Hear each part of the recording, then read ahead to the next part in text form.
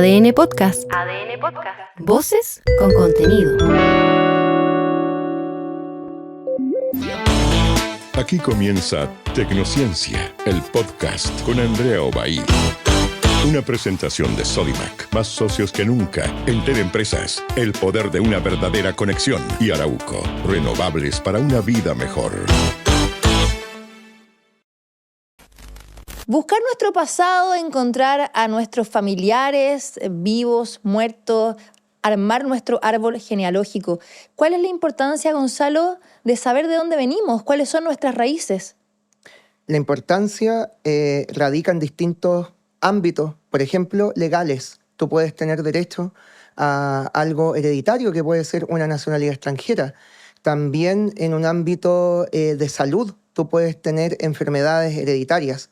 Y también desde un punto de vista religioso o espiritual, tú puedes encontrar la forma de, no sé, sanarte conociendo la psicología o sabiendo interpretar datos de tu ancestro. Entonces la importancia de conocer a tu ancestro es finalmente tener conciencia de ti mismo y saber en qué grados tú eres lo que otros eran, que son tus propios padres, abuelos, bisabuelos, y así hacia atrás en el tiempo.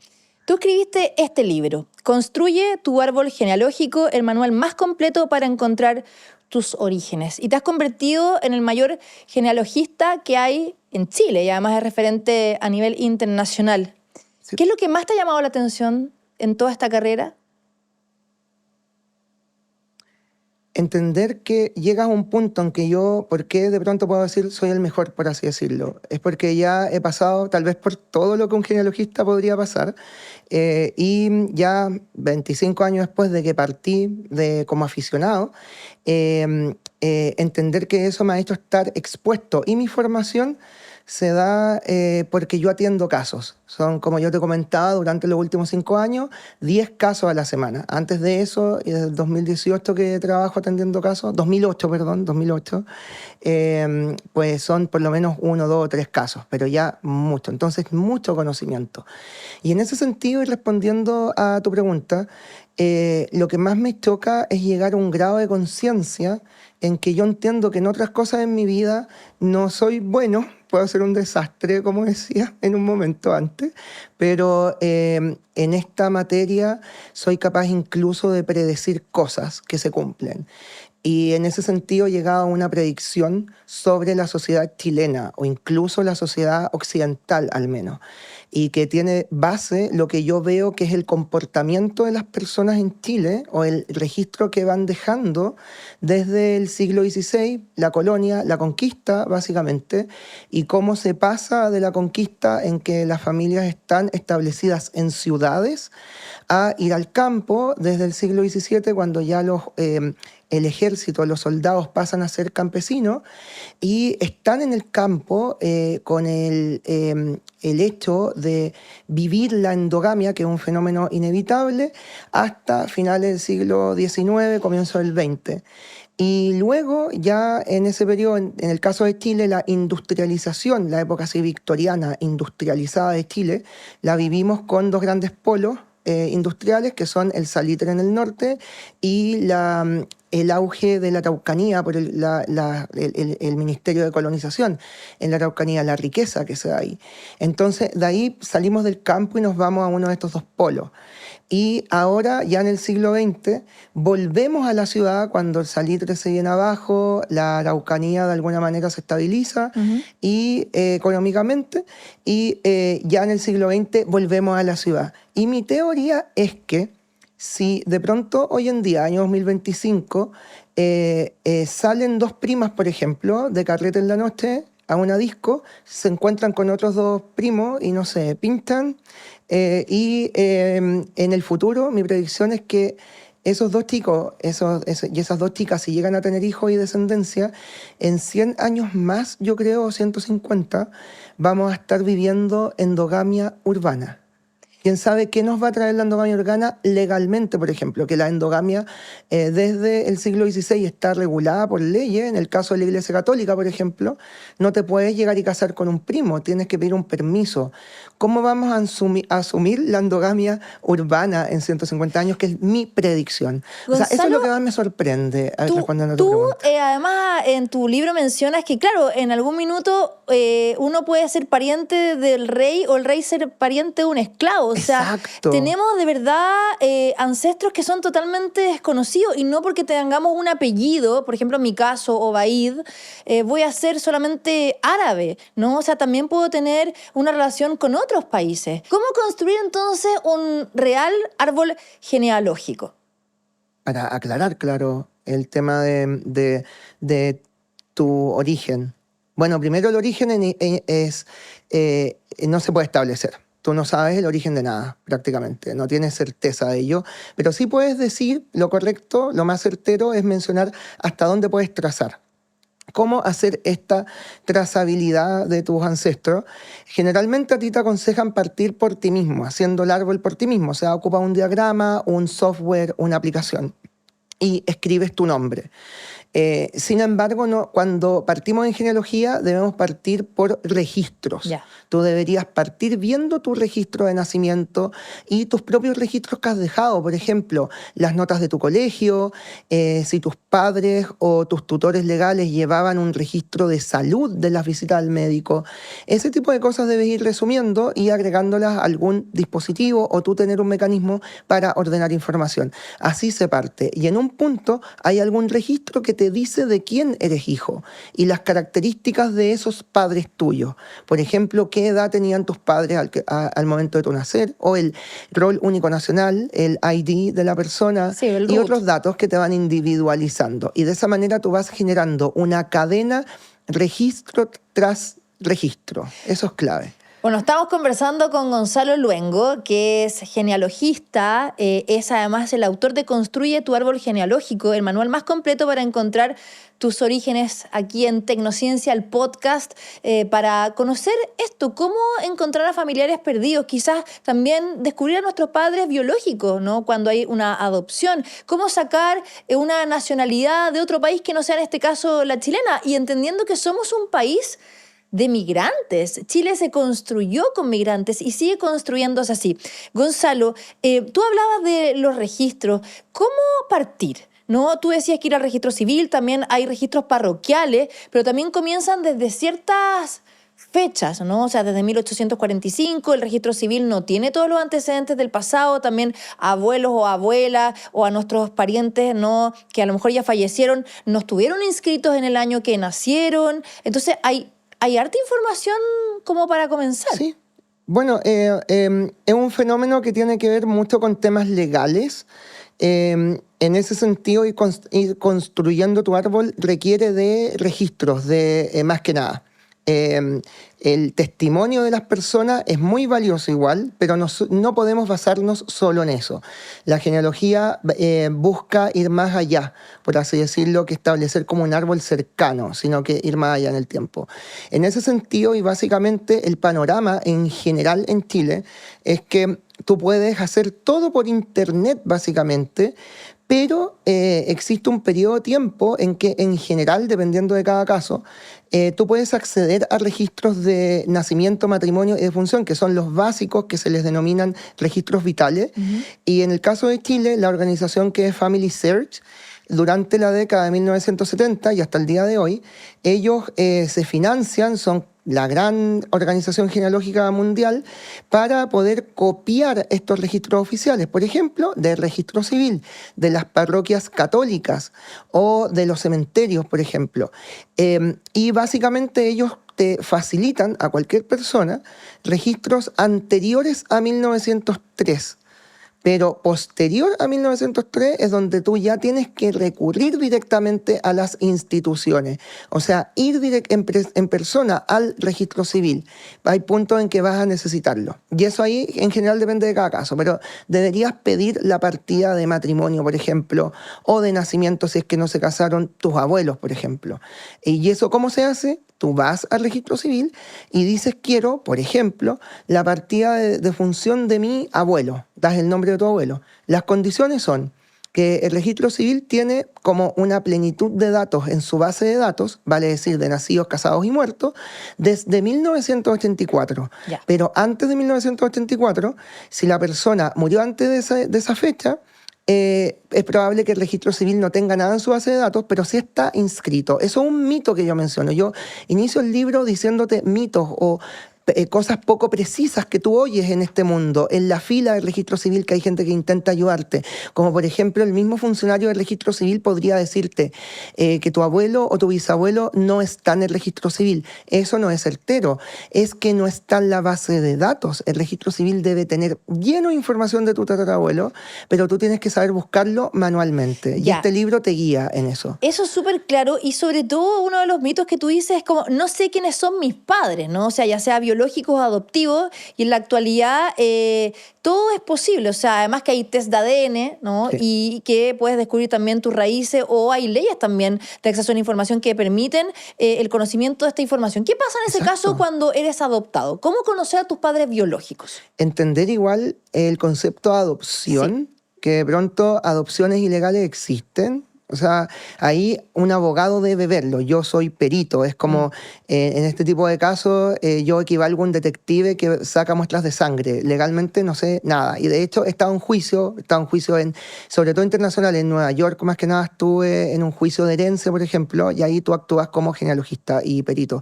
En ese sentido, definir qué es una adopción, hay que partir por eso, informarte de las leyes vigentes al momento en que tú detectaste que tus padres o los padres de alguien no fueron los que realmente, o sea, ¿qué es realmente? Ahí eso tienes que cuestionarte tú, tu paternidad. Claro, ¿a quién tomas tú por padre? Bueno, pero yendo al grano y ya buscando siempre algo certero y concreto, la gente de pronto puede optar por la biología. Y el ejercicio básico es que tú compres un test de ADN de una empresa, por ejemplo, está MyHeritage, Family Tree DNA, Ancestry, que venden unos kits que te llegan por correo, tú los compras por internet como cualquier cosa y recibes un frasco donde tú echas una muestra biológica, que en general es un escupo, es saliva, o es un cotonito que te frotaste por el interior de tu mejilla. Y eso termina siendo interpretado con las proteínas del ADN que son TCGA y se forma tu mapa genético interpretado, por así decirlo. Y se contrasta tu material genético con los tal vez millones de otros que se hicieron el test con la misma compañía. Y en ese caso, elegir la compañía es clave. No hay datos estadísticos públicos como para optar por certeza, pero yo recomendaría MyHeritage, que ha sido la empresa que ha invertido más en Chile en publicidad en general, y por eso hay muchas muestras chilenas, por así decirlo. Y bueno, básicamente, se contrasta tu ADN, te da un ranking de la persona que tiene más ADN en común contigo, y si tú no sabes quiénes son tus padres, vas a hacer la genealogía del que tiene más material genético en común, y haces la genealogía también del que tienen en común ambos, como el top 1. Y ahí tú vas a llegar a un punto que hacer la genealogía significa ir sacando certificados de nacimiento, etcétera, como hemos dicho, y va a llegar a un punto en que coinciden lugares, fechas o nombres. Por eso es súper frustrante para mí cuando trato casos de personas que no saben su familia biológica, que yo soy capaz con certeza de deducir quiénes son aproximadamente sus abuelos o bisabuelos, pero no sé quiénes son los papás. Qué complicado eso. Y también tiene que ver con estas experiencias que has vivido y que has acompañado a las familias, que suelen ser a veces muy dolorosas, y también se pueden develar secretos muy dolorosos. ¿Te ha marcado alguno que puedas contar? Todos los casos que atiendo son confidenciales, por así decirlo, y claro, siempre lo digo al inicio de cada caso, que como yo te comentaba antes, son días a la semana, qué sé yo, y atiendo siempre casos nuevos. Y siempre parto las reuniones indicando que todo es confidencial, ni siquiera yo menciono que trabajo con ciertas personas, o sea, muy impecable en ese sentido. Sin embargo, sí puedo mencionar en general casos. Es que este fue chocante, es que yo escuchaba este caso y yo no lo podía creer. Es una persona que se hizo este tipo de test. Se lo hizo al papá y se lo hizo a la mamá. Y resulta que, que con su madre tenía el 50% de ADN en común en la práctica, pero con el padre nada. Y ahí la madre confiesa que su padre no era quien le dijeron toda la vida. Y te enteras ya adulto que tu papá no es. Es chocante. Tremendo. De verdad, me choca. Eso lo recuerdo, sobre temas de paternidad. Sí, y mucha gente vive engañado, por decirlo así, ¿no? Y quizás por alguna razón esa persona no quiso contar la verdad. Y esto es la ciencia en las manos de las personas, porque los test de ADN, cuando tú piensas en eso, piensas en que puedes ir al servicio médico legal, por ejemplo, a hacerte un test de ADN, pero el servicio médico legal solo actúa de acuerdo a la justicia. Entonces, si un juez, por ejemplo, determina que hay que hacerse un test, se hace, y los test de ADN que hace el servicio médico legal es para contrastar una o más muestras, pero específicas. No es como esto que contrasta tu ADN con otros, con miles o cientos de miles, y que tú ahí puedes encontrar a alguien que también te está buscando a ti. Por eso hay gente que de pronto dice, no me importa mi familia, no me importa, claro, porque tú estás pensando en tus papás, en tu hermano, en tus primos que te caen pésimos, pero claro, tal vez el artista que tú tanto admiras, por ejemplo, o el político que tanto admiras, es tu pariente. ¿Y cómo se puede saber eso?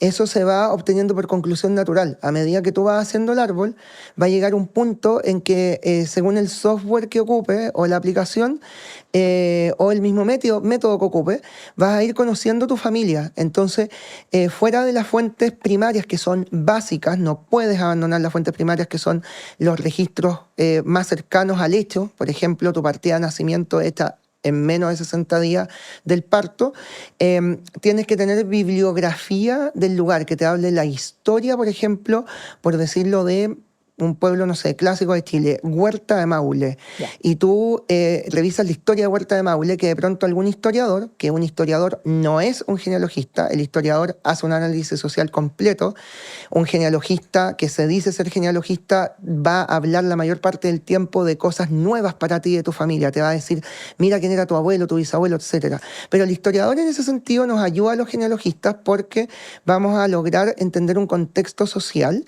y puede que en una investigación histórica aparezca mencionado un ancestro tuyo que fue alcalde de un lugar, por ejemplo. Sí, pero ¿cómo puedo llegar tan para atrás? Porque a mí me pasó que yo sentí la necesidad de buscar el origen de mi familia paterna, Siria, y sobre todo mi abuela, que murió cuando mi papá era chico, yo no la pude conocer, y quería honrarla, quería también mostrar que ella existió, y empecé a buscar y empecé a descubrir muchas cosas de mi pasado, de dónde vinieron, ¿no? Desde distintas ciudades de Siria, cómo llegaron a Argentina, cruzaron la cordillera y después llegaron a Chile, a Rancagua, y empecé a descubrir un mundo que me cambió completamente mi visión, no solamente de mi familia, sino que también de mí misma.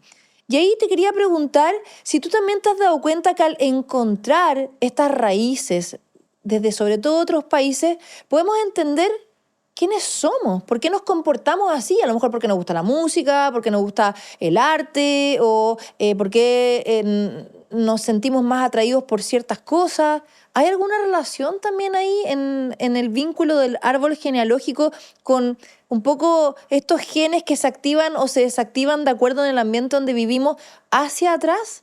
Claro, por supuesto. O sea, yo, por ejemplo, ahora que mi papá está muerto, que mi papá murió hace 25 años atrás, yo conozco más a mi padre ahora que cuando yo era un niño de 12 años. Entonces, igual es un tema que tú, cuando vas creciendo tú mismo y vas teniendo conciencia de ti mismo, vas logrando entender mejor a tus propios padres, por ejemplo. Y esto puede ser al inverso, o sea, que a raíz de tu investigación conoces más a tus padres, te conoces a ti mismo. Y básicamente aceptar un fenómeno incontrolable. Hay cosas que uno no decide, por así decirlo. Y detrás de eso está en parte una explicación que sería tu genealogía. Y bueno, en ese sentido, los registros que usamos en general son muy fríos, siempre lo digo. Por ejemplo, un registro civil de nacimiento, un bautismo, no sé. O, por ejemplo, en el caso de los extranjeros, en tu caso, los extranjeros en Chile, a partir de 1924, como se establece el uso de cédula de identidad, un extranjero hasta el día de hoy y desde ese año necesita tener su cédula para hacer su vida. Y para poder tenerla tienes que tener tu permanencia definitiva, vale decir, declarar que tú tienes domicilio en Chile. Ese es un acto que entiendo es voluntario, deja de ser voluntario cuando alguien te lo exige y ahí se forma un expediente en el Ministerio del Interior en Chile y tú puedes acceder y ver si tu bisabuelo, no sé, si llegó post 1924 o ya vivía después de 1924 en Chile. Y si tuvo cédula de identidad, es altamente probable que haya un decreto de permanencia o de nacionalización, y ahí te encuentres con una autobiografía de la persona. Y bueno, yendo al grano, esos son recursos para tú saber información, y mucho es interpretable, excepto la autobiografía, que tal vez podría decirte cosas personales. Y ahí el mejor registro sobre la psicología de las personas, entender cómo piensan, sus comportamientos, son los registros judiciales. Ha sido algo que yo aprendí, que entendí desde hace bastante tiempo atrás por un genealogista de San Pedro de la Paz, que es un grandísimo genealogista, que es Felipe Vargas se llama, que me encantaría que él atendiera casos, pero él tiene como otro trabajo, por así decirlo, y él me hizo descubrir los archivos judiciales de Chile. Y ahí tú ves a una persona en un juicio, y ningún juicio es gracioso. Entonces tú muestras tus debilidades, muestras a qué tuviste miedo, por qué mataste a alguien, o en qué contexto mataron a alguien que era tu pariente y tú fuiste testigo y te llamaron a declarar y tú descubres eso en el archivo. Eso es el único registro más íntimo que te habla de alguien, como para poder determinar más cosas y no tener que sobreinterpretar un registro civil. Es como no hay necesidad, si tienes los judiciales, en caso que se den. Gonzalo, cuando uno habla también del árbol genealógico, habla también de los apellidos, ¿no? Chile es un país de migrantes y muchas de las personas tienen apellidos extranjeros, pero fueron a veces mal inscritos. La ortografía puede que cambie o dificulte la búsqueda. Para nada. No, para nada. Podría dificultar en el sentido que tú no sepas interpretar o no tengas la experiencia para que en las bases de datos, por ejemplo, del Archivo Nacional, que tenemos los archivos judiciales, que están resguardados por el Archivo Nacional, o los archivos de conservadores de bienes raíces, que son los registros de propiedad de casas y terrenos, puede ser que tú no tengas experiencia en hacer búsqueda con variantes de un apellido. Por ejemplo, Obaid con B corta, con B larga, entender que cuando Obeid lo ponen también. Claro, o se traspasa a una base de datos, por ejemplo, del registro civil, algo que está escrito a mano, y un funcionario que traspasó el apellido Obaid lee la O mayúscula como una A mayúscula y está como Abaid. Entonces hay muchas interpretaciones, y eso, si tú no dominas el hecho de buscar variantes, podría ser una dificultad, pero en realidad no es. Acá lo que sirve son las filiaciones. Acá lo más importante en el caso de Chile, y que es súper concreto, y que a mí me aflige, que a mí nadie me dijo, de todo el grupo de expertos al que yo estuve expuesto en un momento de mi vida, de genealogía, ninguno fue capaz de decirme esto. Y es algo muy concreto, como digo, y es lo que ya mencioné. En 1924 inicia el uso de la cédula de identidad. Entonces, los funcionarios de un banco o de una escuela, etcétera, toman la cédula y copian de ahí con la ortografía tu nombre y apellido y tu fecha de nacimiento. Antes de 1924 eso no existía. Tu identidad, tú tenías que probarla con testigos o que el funcionario te conociera. Y en ese sentido, los funcionarios que escriben tu nombre y apellido escriben lo que oyen. Y ahí eso implica todo lo que el proceso de lectoescritura en una persona da pie para que se den variantes. Por ejemplo, el hecho de los sonidos interpretarlos de una u otra manera. Las leyes vigentes. En Chile, nosotros fuimos un país extraño en el sentido que en el contexto independentista, emancipador, nosotros tuvimos hasta 1927 una ortografía propia. Nosotros no nos regíamos por la Real Academia hasta 1927 y escribíamos registro con J, escribíamos I con I latina, escribíamos Virginia con J. Entonces, por decir un fenómeno clásico del español de Andrés Bello, que es quien hace esta propuesta gramatical y ortográfica para Chile, para emanciparnos más en el fondo. Hay un tema político. Y en 1927, durante Carlos Ibáñez del Campo, esto se acaba con un decreto en que adoptamos legalmente a la Real Academia como referente para poder escribir. Y bueno, eso influye, como ya te dije en estos ejemplos, en los nombres, en los apellidos. Gonzalo, ¿cuáles son los beneficios de construir nuestro árbol genealógico? Estamos hablando, por ejemplo, más allá de las herencias, de sacar una nacionalidad extranjera dependiendo de la generación que eres. Te voy a decir algo que no he visto nunca. Porque tú ya has dicho, tener una nacionalidad extranjera, tener claras las causas de defunción de tu familia y así hallar patrones que te den pie para tú tomar decisiones sobre tu salud. Fuera de eso, un beneficio es que tú te desarrolles como genealogista y seas más experto que cualquiera en un área, por ejemplo, ser experto en familias migrantes de Siria, por ejemplo, y que tú te especializas en eso y atiendes casos y tú cobras por eso y haces tu vida así. Son horas extras que podrías tener y que podrías ocuparla en ayudar a una persona en ir al registro civil a pedir en un documento que por el horario de trabajo de alguien no puede y tú te conviertes experto en eso. Saber e ir construyendo tu propio árbol te da experiencia para que tú te formes como genealogista, es una opción.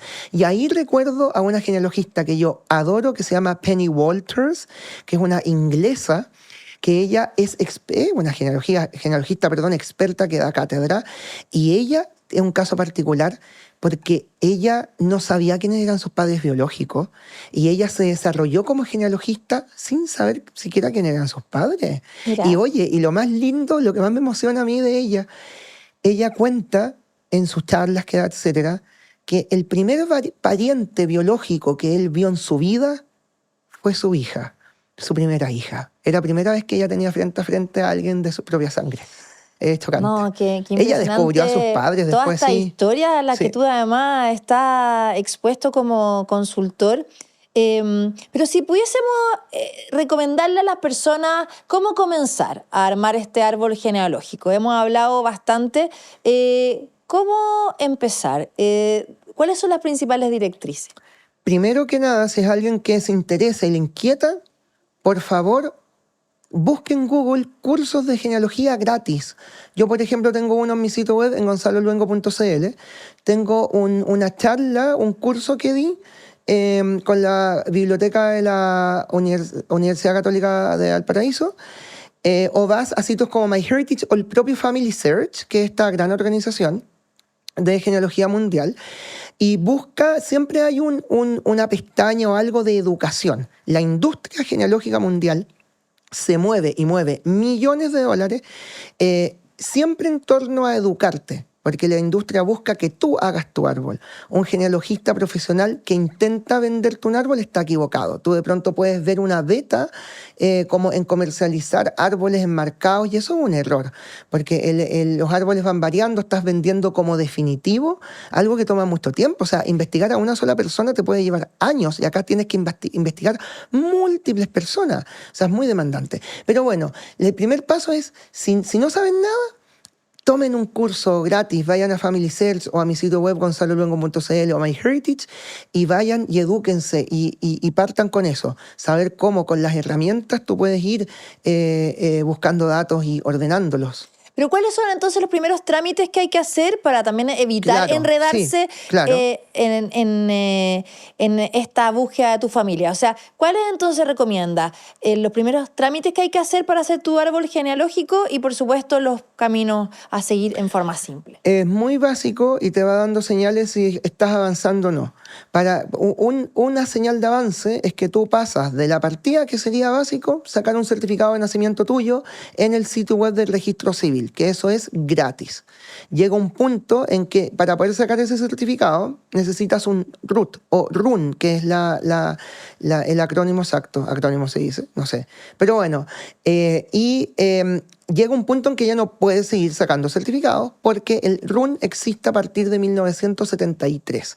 Entonces una persona muerta antes de ese año no tenía RUN porque no existía. Entonces, en ese minuto tienes que empezar a recurrir a ir en persona al registro civil y lo básico es conociendo a través de mi libro, por ejemplo, los cursos, de acuerdo al periodo de un registro de nacimiento, matrimonio, defunción, ver qué información contiene y que te pueda servir para tomar de referencia y pedir el registro de nacimiento de un bisabuelo y así ir formando una cadena. Después de eso, ir a internet, a sitios como FamilyCert, que tiene muchos datos copiados que son oficiales, y consultar el árbol de FamilyCert, que si bien es público, cualquiera lo edita, tenerlo un poco como de referencia igual, y así tú vas construyendo esto. Y sobre todo, un gran consejo que doy es entender, y que yo lo escribo en el libro parte liberándote de muchos mitos. Un mito clásico que yo lo oigo en el registro civil cuando hago la fila para sacar certificados de los casos que atiendo, es que te aconsejan que acá no debe haber consejos, debe haber trabajo, así, no sé, directrices, pero dicen que tienes que revisar archivos de las parroquias antes de la creación del registro civil en 1885, y eso no es certero, porque tienes que revisar archivos parroquiales constantemente, porque los registros parten, en el caso de Chile, los más viejos en 1578, en la Catedral de Santiago, que es la parroquia El Sagrario, hasta el día de hoy. Entonces, ¿qué pasa? Y acá es la clave. Cuando no reconocían a un hijo por lo civil, resulta que yo constantemente, desde que abrí mis ojos hace varios años atrás, de tanto que atiendo casos, me doy cuenta cómo hay gente que asume que su abuela no la reconocieron los padres. Y resulta que, claro, porque estás viendo solo el registro civil, me voy a la parroquia del lugar, tengo que llamar por teléfono a la parroquia, escribir una carta a mano, ir al correo a mandarla y pedir un certificado de bautismo y, sorpresa, tu abuela era hija legítima de ambos padres. Te hacen un test de ADN, y se hacen un test de ADN y lo corroboran porque tienen matches, coincidencias genéticas con gente de la familia que supuestamente nunca reconoció.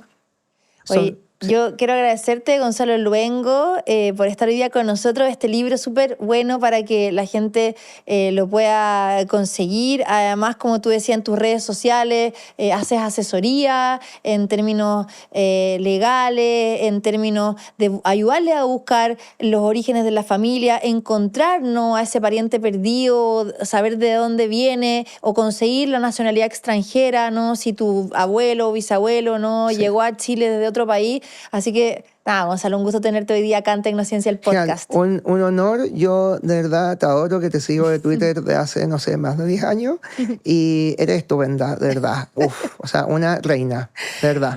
Bueno, quiero agradecerte. Tú, o sea, así lo decíamos al comienzo, todos descendemos de reyes y todos los reyes descienden de gente común y corriente también. Oye, yo tengo pero tú ya eres una reina, no necesitas hacer tu árbol. Yo fui descendiente del conde de Carrión, eso descubrí por mi familia española paterna. Imagínate, mi otra familia croata, otra siria, así que hay una tremenda mezcla. Así genial. Que, bueno, dejamos a todos invitados a que puedan seguirnos en YouTube, en Spotify, en todas las plataformas digitales de ADN Tecnociencia, el podcast, cada semana con un nuevo capítulo para que puedas no aprender de estos temas tan interesantes de las ciencias sociales básicas, aplicadas, medio ambiente, innovación, salud, tecnología y mucho más. Gracias, Gonzalo. Hasta la próxima. Gracias, Andrea. Esto fue Tecnociencia, el podcast con Andrea Obaid. Tecnociencia fue una presentación de Sodimac. Más socios que nunca en Empresas. El poder de una verdadera conexión. Y Arauco. Renovables para una vida mejor.